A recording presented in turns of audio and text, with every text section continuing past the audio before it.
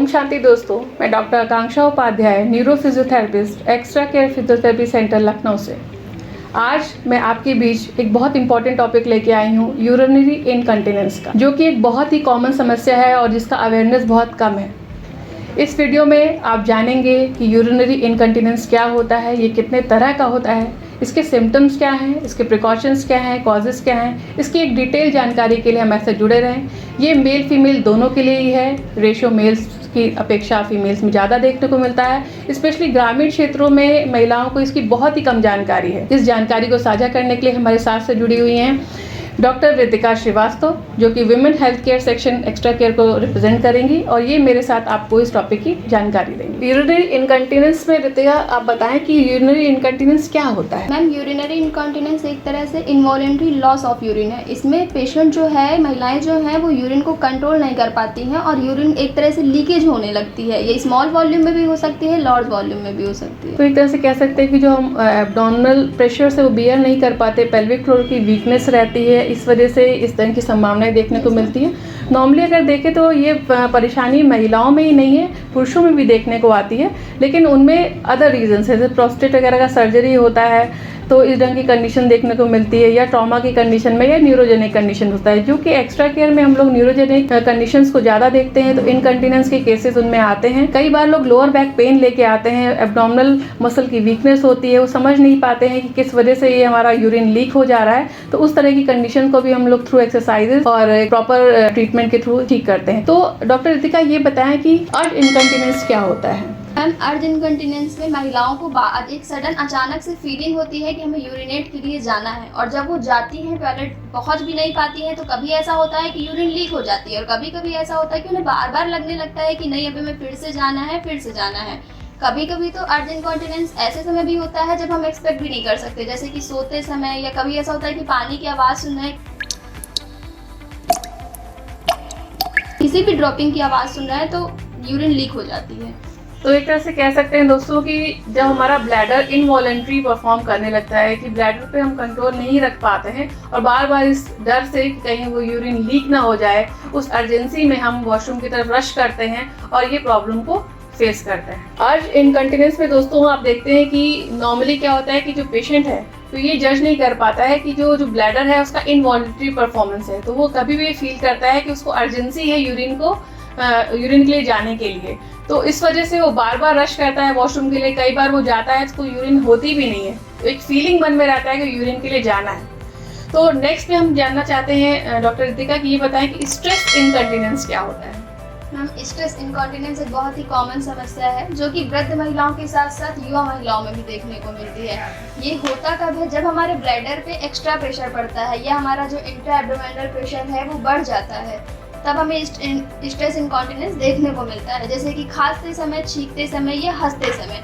और कभी कभी जब कोई महिला है या कोई भी एथलीट, रेसर है, जिनकी फिजिकल एक्टिविटी ज़्यादा होती है, या जब कोई सडन मूवमेंट करते हैं, तब ये स्ट्रेस इनकंटिनेंस में यूरिन का स्मॉल लीकेज हो जाता है। रेसर में, एथलीट्स में, साइकिलर में और रनर में ये चीज़ें ज़्यादा देखने को मिलती हैं। तो नॉर्मली दोस्तों हम लोग कह सकते हैं कि जो स्ट्रेस इनकंटिनेंस है उसमें जो एब्डोमिनल प्रेशर है वो मसल बियर नहीं करवाती, क्योंकि वो वीक पेल्विक फ्लोर मसल्स होती हैं। नॉर्मली ऐसी कंडीशन ज़्यादातर फीमेल में प्रेगनेंसी के बाद देखने को मिलती है, जो कि बहुत कॉमन है। डॉक्टर रितिका ये बताएं कि ये मेल फीमेल के रेशो में हम कैसे इसको जज कर सकते हैं, एक प्रॉपर असेसमेंट अगर करें तो, कि किसमें ये ज़्यादा होता है, क्या कारण है? मैम, ये ज़्यादातर महिलाओं में ज़्यादा कॉमन होता है, क्योंकि इसके दो रीज़न है। एक पहला रीज़न तो ये कि महिलाओं में बहुत सारे ऐसे रिप्रोडक्टिव हेल्थ इवेंट्स होते हैं जो कि मेल्स में नहीं होते हैं, जैसे कि मीनोपॉज, चाइल्ड बर्थ, प्रेगनेंसी, मासिक स्राव।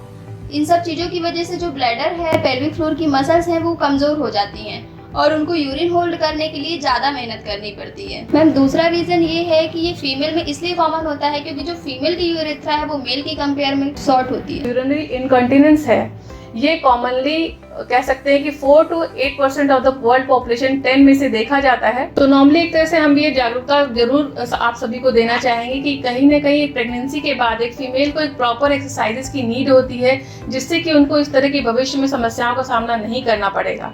और इसको और बताएं कि इसके सिम्टम्स मेनली क्या क्या होते हैं। मैम इसके मेनली जो सिम्टम्स हैं ये कि जिनको पेल्विक एरिया है, नीचे मतलब लोअर एब्डोमेन का जो एरिया है वहाँ पे भारीपन फील होगा, स्पाज्म महसूस होगा और बार बार रात हो या दिन हो सकता है दिन में 8 बार से भी ज़्यादा उनको बार बार यूरिन की फ्रीक्वेंसी होगी। तो नॉर्मली कई बार ऐसा भी क्या होता है कि जो कॉन्स्टिपेशन वगैरह के पेशेंट हैं उनमें भी इस तरह की संभावनाएं होती हैं, क्योंकि कॉन्स्टिपेशन भी आजकल एक बहुत कॉमन दिक्कत है जिसकी वजह से भी लोग कई बार इनकंटिनेंस की समस्या को फेस करते हैं और ब्लैडर पे भी बहुत प्रेशर क्रिएट होता है। और इसके बारे में ये भी बताएं कि इसके जो कारण है वो क्या क्या हो सकते हैं। मैम यूरिन जो है वो किडनी में बनती है और ब्लैडर में स्टोर होती है। जब यूरिन पास करना होता है तो जो ब्लैडर की मसल्स हैं वो टाइट होती हैं और इंस्फिक्टर मसल रिलैक्स होती हैं।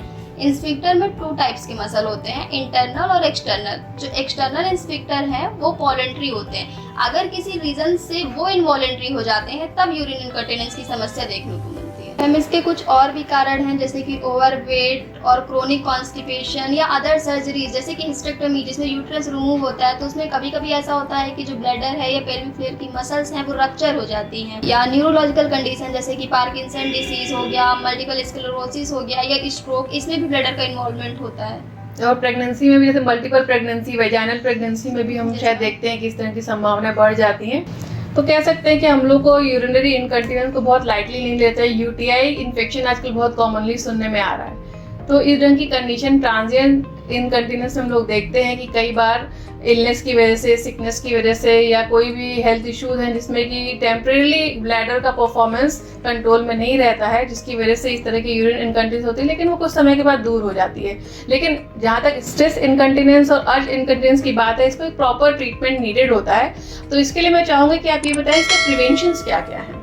मैम मेनली प्रिवेंशन सबसे पहले तो ये है कि एक रेगुलर वार्डिंग शेड्यूल होना चाहिए। मतलब भले ही ऐसा हो, अर्जेंसी हो, फ्रीक्वेंसी हो या ना हो, पेशेंट को ऐसा लगे या ना लगे कि हमें वॉशरूम जाना है, बस 2 से 3 घंटे में उसे एक शेड्यूल बनाना चाहिए कि हमें इतने टाइम में वॉशरूम जाना ही जाना है।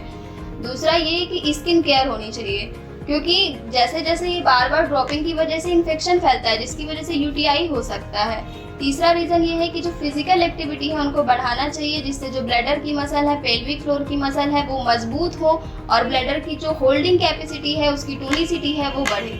चौथा मैम जो अपने फील्ड से है वो सबसे बड़ी बात कि पेरिनियल एक्सरसाइज और कीगल्स एक्सरसाइज करें जिससे पेल्विक फ्लोर का पूरा एरिया ही मजबूत हो जाए, जिससे ब्लैडर का बार बार ये होल्डिंग वाली समस्या ना हो। तो दोस्तों इसको बिल्कुल इग्नोर करने लायक नहीं है। आई होप जो जानकारी हम लोग देने की कोशिश कर रहे थे वो आपको दे पाए हों और होपफुली ये वीडियो आपको पसंद आएगा। नेक्स्ट वीडियो में इसी को कवर करते हुए हम लोग लेके आएंगे कि इसकी एक्सरसाइजेस क्या क्या हो सकती हैं जो घर बैठे आप कर सकते हैं और इससे काफी हद तक निजात पा सकते हैं। Thank you.